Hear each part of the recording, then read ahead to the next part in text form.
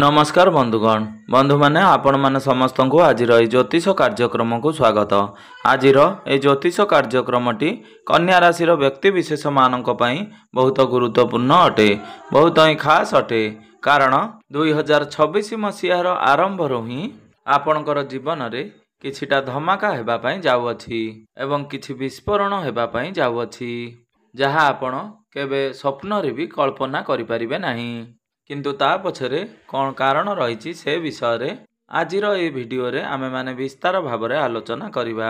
तेबे बंधु माने गोटिए वर्ष रे 120 दिन एपरि रही थाए जेते बेले कि देवता मानकर गुरु देवगुरु बृहस्पति बक्री होइथांती। तेबे गुरुंकर एही बक्री हेबा 12टी जांक राशि मानक उपरे निश्चिंत भाव में प्रभाव पड़ी थाए। कारण जेते बेले कोनोसी ग्रह बक्री होइथांती तो सेते बेले से अधिक शक्तिशाली हो जाई थांती एवं आपणकर केउ भाव में से ग्रह बक्री होउछंती सेही भाव अनुजाई आपणको फल प्रदान करिथांती। गुरु हेउछंती शुभत्वर ग्रह बा आशीर्वादर ग्रह। तेबे गुरु जदि आपणकर शुभ स्थान रे बक्री होइथांती एवं शुभ स्थान उपरे गुरुंकर दृष्टि रही थाए तो गुरु आपणको 2 गुणा शुभत्व प्रदान करिथांती। किंतु जदि गुरु आपणकर कुंडलीर कोनोसी खराब स्थान रे बक्री होइथांती बा खराब भाव उपरे गुरुंकर दृष्टि रही थाए तो सही क्षेत्र रे गुरु आपणको अशुभ फल प्रदान करिथांती। तेणु यह गुरुत्वपूर्ण अटे जे गुरु आपणको कुंडलीर केउ भाव रे बक्री होउछंती। तबे बंधु माने सर्वप्रथम आसंतु जानि नेबा बक्रीर अर्थ कौन।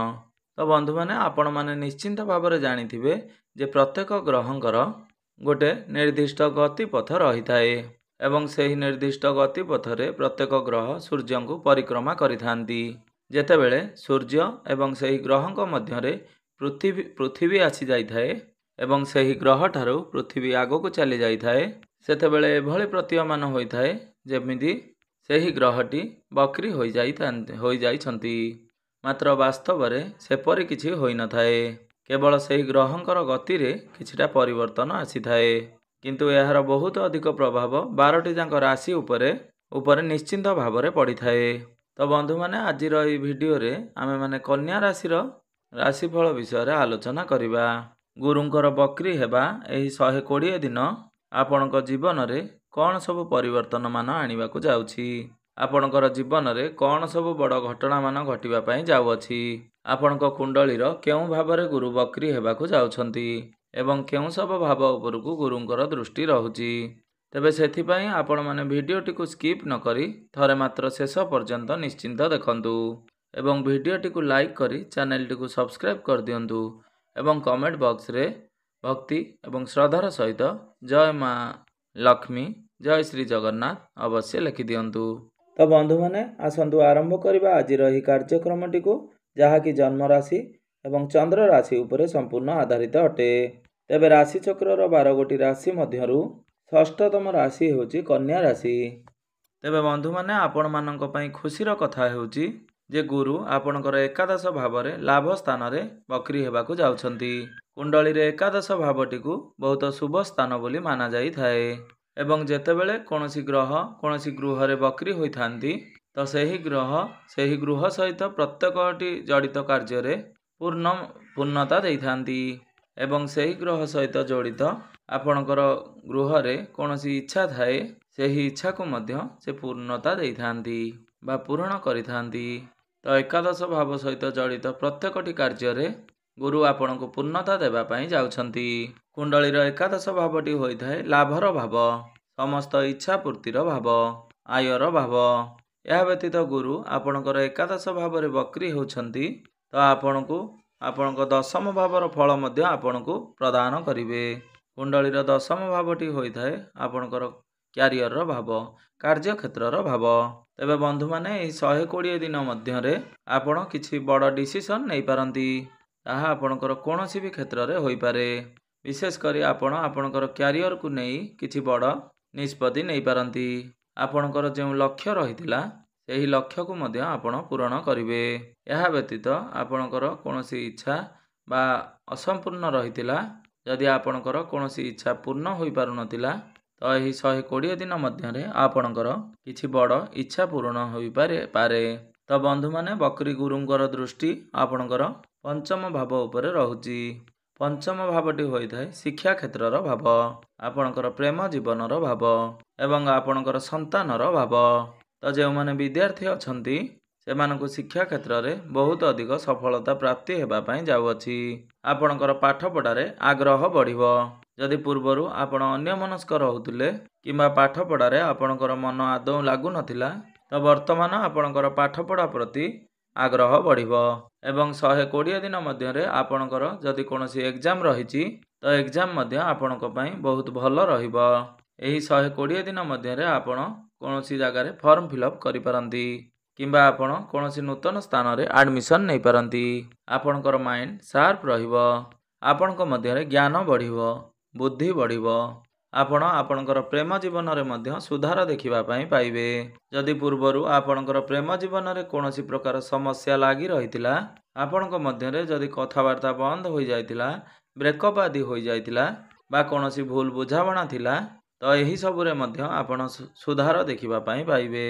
ଆପଣଙ୍କ ମଧ୍ୟରେ ପୁନର୍ବାର ପ୍ୟାଚଅପ୍ ହେବାର ସମ୍ଭାବନା ବନୁଅଛି। ଏହା ବ୍ୟତୀତ ଆପଣଙ୍କର ପ୍ରେମ ବିବାହର ରୂପ ନେଇପାରେ। ଆପଣ ନିଜର ଭୁଲକୁ ସ୍ୱୀକାର କରିବେ। ଆପଣଙ୍କ ପାର୍ଟନର ମଧ୍ୟ ତାଙ୍କର ଭୁଲକୁ ବୁଝିପାରିବେ।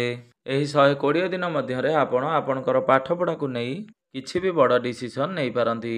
ତ ବନ୍ଧୁମାନେ, ଯେହେତୁ ପଞ୍ଚମ ଭାବଟି ସନ୍ତାନର ଭାବ ଅଟେ, ତ ଯେଉଁମାନେ ସନ୍ତାନ ସନ୍ତତି ପାଇଁ କାମନାରେ ରହିଥିଲେ ବା ଫ୍ୟାମିଲି ପ୍ଲାନିଂ ପାଇଁ ଚିନ୍ତା କରୁଥିଲେ, ସେମାନଙ୍କ ପାଇଁ ସମୟ ବହୁତ ଭଲ ରହିବ। ଏବଂ ଯଦି ଆପଣଙ୍କର ସନ୍ତାନ ଅଛନ୍ତି ତ ସନ୍ତାନଙ୍କ ତରଫରୁ ଆପଣଙ୍କୁ କୌଣସି ଖୁସି ଖବର ପ୍ରାପ୍ତି ହୋଇପାରେ। ଆପଣ ଆପଣଙ୍କର ସନ୍ତାନଙ୍କ ପାଇଁ ସମାଜରେ ପ୍ରଶଂସିତ ହେବେ। ତ ବନ୍ଧୁମାନେ, ଗୁରୁଙ୍କର ଦୃଷ୍ଟି ଆପଣଙ୍କର ସପ୍ତମ ଭାବ ଉପରକୁ ରହୁଅଛି। ତ ଆପଣଙ୍କର ବୈବାହିକ ଜୀବନ ସୁଖମୟ ରହିବ। ଯଦି ପୂର୍ବରୁ ଆପଣଙ୍କର ବୈବାହିକ ଜୀବନରେ କୌଣସି ପ୍ରକାରର ସମସ୍ୟା ଲାଗି ରହିଥିଲା ବା ଆପଣଙ୍କ ମଧ୍ୟରେ କୌଣସି ଭୁଲ ବୁଝାମଣା ଚାଲିଥିଲା, ତ ସେଥିରେ ଆପଣ ସମାଧାନ ଦେଖିବା ପାଇଁ ପାଇବେ। ଆପଣ ଆପଣଙ୍କର ଭୁଲକୁ ବୁଝିପାରିବେ। ଆପଣଙ୍କ ମଧ୍ୟରେ ବୁଝାମଣା ଠିକ୍ଠାକ୍ ରହିବ, ତାଳମେଳ ଠିକ୍ଠାକ୍ ରହିବ। ଗୁରୁଙ୍କର ଦୃଷ୍ଟି ଯେହେତୁ ତୃତୀୟ ଭାବ ଉପରେ ରହୁଛି, ତ ଆପଣ ଆପଣଙ୍କର ଜୀବନସାଥୀଙ୍କ ସହିତ କିମ୍ବା ଆପଣଙ୍କର ପରିବାରଙ୍କ ସହିତ ଆପଣ କେଉଁଆଡ଼େ ବୁଲାବୁଲି କରିବାକୁ ଯାଇପାରନ୍ତି।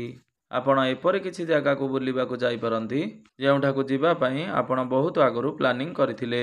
ଏହି 120 ଦିନ ମଧ୍ୟରେ ଆପଣ ଟିକେ ଅନଲାଇନରେ ଅଧିକ ସମୟ ବିତେଇ ପାରନ୍ତି। ଆପଣ ଅନଲାଇନରେ କୌଣସି କାମ କାର୍ଯ୍ୟ କରିପାରନ୍ତି। ଏହା ବ୍ୟତୀତ ଏହି 120 ଦିନ ମଧ୍ୟରେ ଆପଣ ଏପରି କିଛି କାମ କରିପାରନ୍ତି ଯେଉଁଥିରେ ଆପଣଙ୍କର ଡେଲି ଇନକମ୍ ହେବ।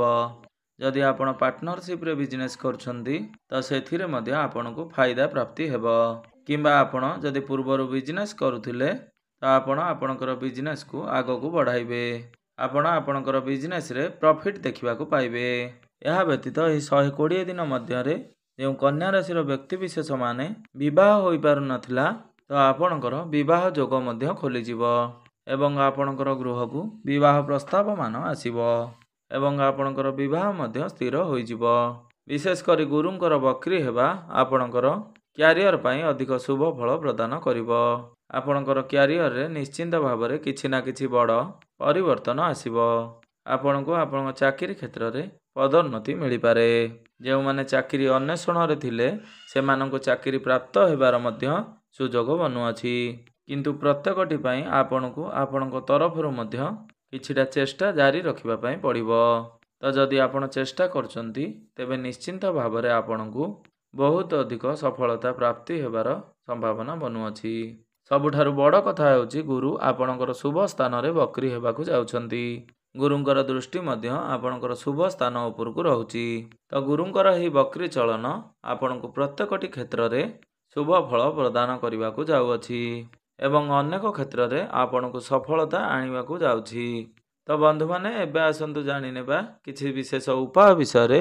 ଯେଉଁ ଉପାୟ ଗୁଡ଼ିକ କରିବା ଦ୍ୱାରା ଆପଣଙ୍କର ଯେଉଁ ସବୁ ଅଶୁଭତ୍ୱ ରହୁଛି ସେଗୁଡ଼ିକ ଖଣ୍ଡନ ହୋଇ ଆପଣଙ୍କୁ ଶୁଭ ଫଳ ପ୍ରାପ୍ତି ହେବ ଏବଂ ଆପଣଙ୍କର ଭାଗ୍ୟରେ ଉନ୍ନତି ହେବ। ତ ଯେହେତୁ ଆପଣଙ୍କ ରାଶିର ଅଧିପତି ବୁଧ ଅଟନ୍ତି, ତେଣୁ ଆପଣ ପ୍ରତ୍ୟେକ ଦିନ ବୁଧଙ୍କର ବୀଜ ମନ୍ତ୍ରର ଜପ 108 ଥର ଅବଶ୍ୟ ଜପ କରନ୍ତୁ ଏବଂ ପ୍ରତ୍ୟେକ ଦିନ ବିଷ୍ଣୁ ସହସ୍ର ନାମର ପାଠ ଅବଶ୍ୟ କରନ୍ତୁ ଏବଂ ପ୍ରତ୍ୟେକ ଦିନ ଆପଣ ଉଦିତ ସୂର୍ଯ୍ୟଙ୍କୁ ତମ୍ବା ପାତ୍ରରେ ଜଳାର୍ଘ୍ୟ ଅର୍ପଣ କରନ୍ତୁ ଏବଂ ପ୍ରତ୍ୟେକ ଦିନ ଆପଣ ହନୁମାନ ଚାଳିଶାର ପାଠ ଅବଶ୍ୟ କରନ୍ତୁ। ତେବେ ନିଶ୍ଚିନ୍ତ ଭାବରେ ଆପଣଙ୍କୁ ଅଧିକ ଶୁଭ ଫଳ ପ୍ରାପ୍ତି ହେବ ଏବଂ ଆପଣଙ୍କର ଭାଗ୍ୟରେ ଉନ୍ନତି ଘଟିବ। ତ ବନ୍ଧୁମାନେ, ଆପଣଙ୍କର ଜୀବନ ମଙ୍ଗଳମୟ ହେଉ, ଏହା ହିଁ ଈଶ୍ୱରଙ୍କ ନିକଟରେ ମୋର ଏତିକି ପ୍ରାର୍ଥନା। ଧନ୍ୟବାଦ।